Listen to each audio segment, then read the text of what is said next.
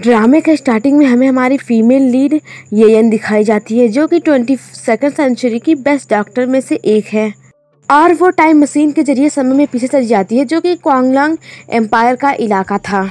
और वो जनरल की बेटी थी और उसके अंकल ने पहले मास्टर गांव से तय कर दी थी, लेकिन वो उससे शादी बिल्कुल भी नहीं करना चाहती थी और उसके पिता 3 सालों से मिल नहीं रहे थे और इसकी माँ अभी भी बीमार थी।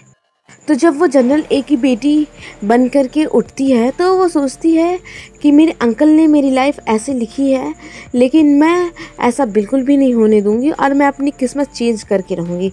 और वो बाहर निकल के जाने लगती है, लेकिन तभी वो उसे याद आता है कि वो तो एक डॉक्टर है, बेस्ट डॉक्टरों में से एक है, तो उसके लिए ज़्यादा मुश्किल नहीं होगा।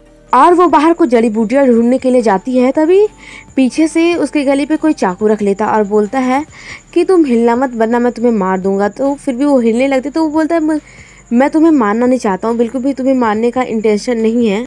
तो वो एक डॉक्टर थी, तो उसे पता चल जाता है कि इसे कोई बीमारी है जो इसके हार्ट के पास है, जिसकी वजह से इसका ब्लड निकलता जा रहा है, तो इसकी मौत भी हो सकती है, जिसके लिए यहाँ पर दवाइयाँ लेने के लिए आया है। तो वो उसे ये सब बताती है, तो वो बोलता है कि तुम एक डॉक्टर हो, लगता है मैं बहुत भाग्यशाली हूँ, और वहीं पर बेहोश हो जाता है। तो येयन उसे पकड़ती है, तो येयन को वो पहली नज़र में ही पसंद आ जाता है।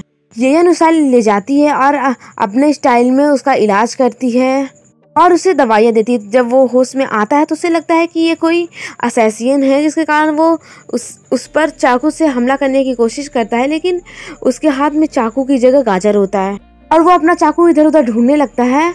तो वो बोलती है कि तुम यही ढूंढ रहे हो ना? तो वो बोलता है कि तुम्हें मेरा चाकू कैसे मिला, तुमने अपने चेहरे पर मास्क क्यों लगा रखा है, मुझे लगा कि तुम कोई असैसिन हो। तो वो बोलती है कि जो ब्लैक मास्क लगाता है वो होता है डेविल और जो वाइट मास्क लगाता है वो होता है एंजल। तो वो बोलता है ये एंजल क्या होता है? येयन बोलती है जो आपकी जान बचाए वो एंजल होता है। तो यू उससे माफ़ी मांगता है, तो येयन बोलती है कि मैंने तुम्हारी जान बताई है, अब तुम बताओ कि तुम इसे रिपे कैसे करोगे। तो वो बोलता है कि बाद में सोचेंगे, अभी मैं चलता हूँ। तो वो बोलती है बाद में नहीं, अभी, और उसे बेड पर धक्का देती है और उसके ऊपर चली जाती है, उसके चेस्ट पर हाथ रखने लगती है। तो वो बोलता है कि तुम ये क्या कर रही हो? तो वो बोलती है कि मैं तो बस चेक कर रही हूँ कि तुम ठीक हुए या नहीं हुए। तो वो उसे पीछे की तरफ धक्का देता है। तो एक जज पेंडेंट निकालते हुए बोलती है कि ये तुम्हारा है ना, तुम प्रिंस यू हो ना? तो वो बोलता है नहीं। वो बोलती है कि जब तुम प्रिंस यू नहीं हो तो इससे तुम्हारा कोई लेना देना ही नहीं है। और बोलता है कि तुम जनरल की बेटी येयन हो ना? तो वो बोलती है कि हाँ। तो वो बोलता है कि अच्छा हुआ मैंने इस जज पेंडेंट का मालिक ढूंढ ही लिया, इतने दिनों बाद ही सही।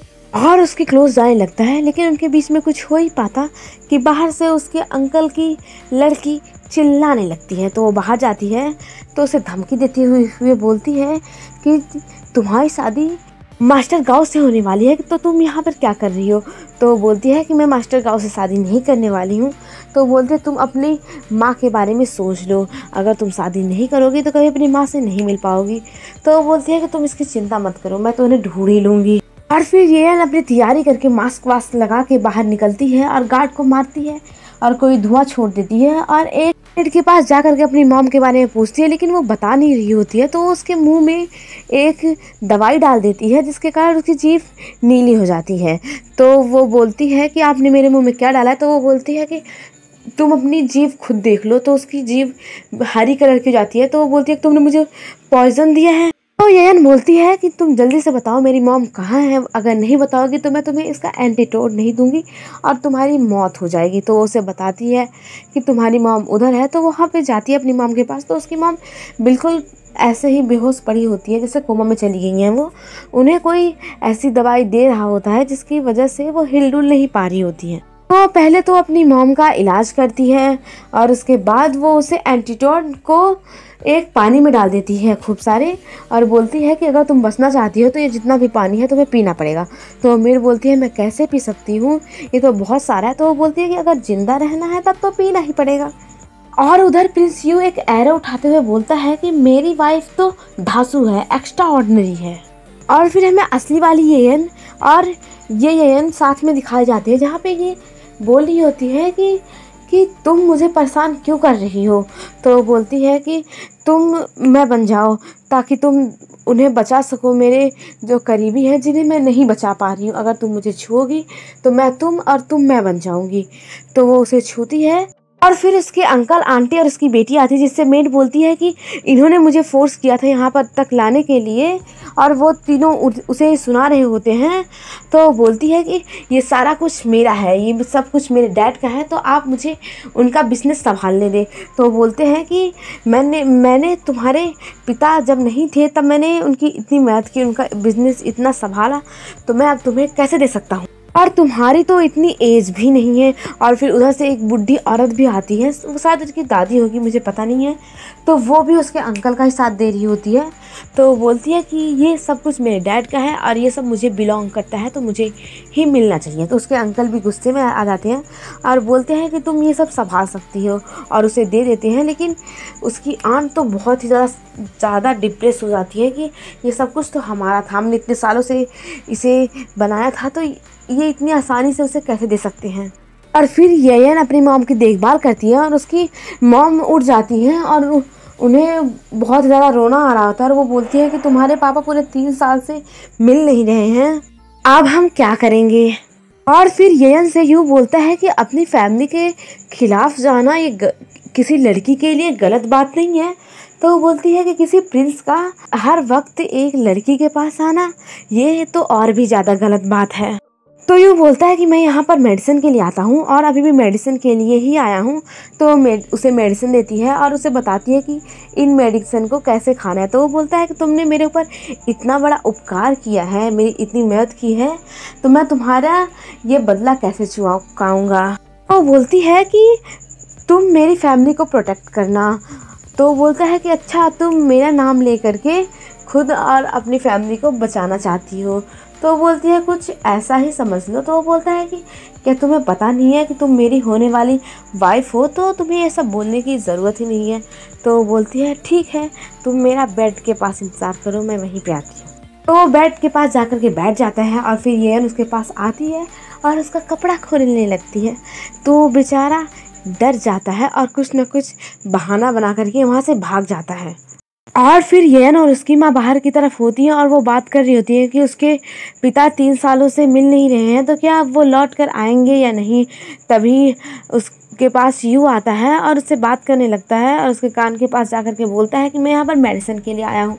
तभी एक लड़की आकर के उन्हें बुलाती है कि राजा के पास चले, जहाँ पर भोजन भी होगा और मतलब कुछ कार्यक्रम भी होगा। तो वो वहाँ पर जाते हैं, तो वहाँ पर एक खेल हो रहा होता है जिससे सवाल पूछे जाते हैं, जो सही बताता है वही विनर होता है। तो येयन इस खेल में माहिर थी, लेकिन ये असली वाली येयन तो नहीं थी, इसलिए वो सोचती है कि मैं तो एक डॉक्टर हूँ, तो मैं ऐसे सवालों का जवाब कैसे दूंगी। जब उससे सवाल पूछे जाते हैं तो वो सही जवाब देती है, लेकिन उसके साथ उसके अंकल की लड़की भी देती है जवाब, तो उसका जवाब सही बताया जा रहा होता है। तो एक मेड बोलता है कि येयन ने भी सही जवाब दिया है। और फिर किंग एक गिलास जाम पीते हैं, जिन्हें पीते ही उनके मुंह से उल्टी आने लगती है खून की, और उनकी तबीयत ख़राब होने लगती है क्योंकि उसमें जहर मिला करके किसी ने दे दिया होता है उन्हें। तो फिर राऊ आती है उनके पास और सभी को सुनाने लगती है कि आखिर ऐसा किसने किया और इन्हें कैसे ठीक किया जा सकता है। तो वहाँ का जो डॉक्टर होता है वो भी हार मान जाता है और बोलता है कि इन्हें नहीं बचाया जा सकता है। तो फिर लड़की बोलती है कि येयन भी एक अच्छी डॉक्टर है। तो राऊ मना करने लगती है, क्योंकि पिछले ज़माने में कोई डिग्री होती थी जो उसके पास नहीं थी, मतलब वो डॉक्टर नहीं थी, सिर्फ ऐसे ही डॉक्टर का काम करती थी। लेकिन प्रिंस यू मान जाते हैं और फिर येयन उन्हें देखती है और उनका इलाज करती है और बोलती है कि इन्हें अभी से नहीं, इन्हें बहुत पहले से ही कोई जहर दे रहा है। तो राऊ उस पर ही इल्ज़ाम लगाने लगती है। तो उसकी मॉम बैठ करके बोलती है कि मेरी बेटी ने ऐसा कुछ भी नहीं किया है, और यू भी येयन का साथ देता है। तभी किंग को होश आ जाता है और वो ठीक हो जाते हैं। बोलते हैं कि ऐसा कौन है जिसने मेरे साथ ऐसा करने की कोशिश की, अपने किंग के साथ ऐसा करने की कोशिश की। तो राऊ पहले ही बैठ करके माफ़ी मांगने लगती है और बोलती है कि मैं ऐसा कर ही नहीं सकती हूँ। तो किंग बोलते हैं मैं तुम पर कभी शक नहीं कर सकता हूँ, लेकिन प्रिंस यू को तो उसी पर शक था। और वो गुस्से में बोलते हैं कि जब किंग ठीक हो गए हैं तो फिर मैं यहाँ से जाता हूँ। तो फिर किंग बोलते हैं कि येन कहाँ है, और उसे आगे बुलाते हैं और बोलते हैं कि तुमने मेरी जान बचाई है, तो तुम गिफ्ट के तौर पे क्या चाहती हो। तो वो बोलती है कि मुझे कुछ नहीं चाहिए, बस आप मेरे पिता को जल्दी ढूंढ लें। तो वो बोलते हैं कि जनरल येलिंग बहुत ही ज़्यादा अच्छे थे फाइटर में, वो 3 सालों से खोए हुए हैं। हम सिर्फ इतना कर सकते हैं कि उन्हें ढूंढने की कोशिश कर सकते हैं, और ये नहीं बता सकते हैं कि वो हमें कब मिलेंगे। और उसे पिछले ज़माने का जो असली डॉक्टर का टैग होता था वो दे देते हैं। तो वो और उसकी माँ बहुत ही ज़्यादा खुश होती है। और यहीं पर हमारा ये फर्स्ट पार्ट ख़त्म होता है। अगर आप इस ड्रामे का नेक्स्ट पार्ट भी चाहते हो तो मेरे चैनल को सब्सक्राइब कर लो। एंड हाँ, वीडियो पसंद आई हो तो लाइक करो, और कमेंट में ज़रूर बताओ कि अगर ये पार्ट चाहिए या नहीं चाहिए, और या फिर दूसरा कोई ड्रामा आप सजेस्ट करना चाहते हो एक्सप्लेन करने के लिए तो वो भी ज़रूर करें। तो मिलते हैं नेक्स्ट पार्ट में, तब तक के लिए bye bye and take care.